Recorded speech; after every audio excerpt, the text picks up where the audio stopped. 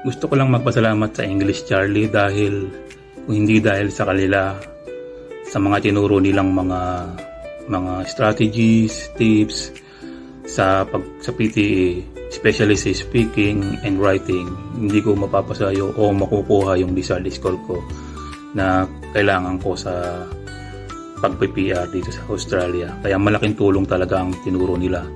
Tulad na sa akin, may sa side ko kasi may welder ako sa Australia at nagtatrabaho ko full time. So wala akong oras para mag-practice or mag-review.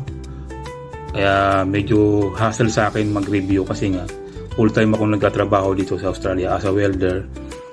So buti na lang nakita ko yung English Charlie sa isang social media platform na meron silang night owl classes.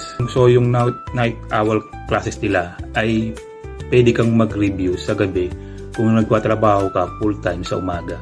Kaya napakalaking tulong talaga ng night owl classes nila kasi nakaka-attend ka sa pagtuturo nila, sa tutorial nila, lalong-lalo na sa ating mga welder dito sa Australia.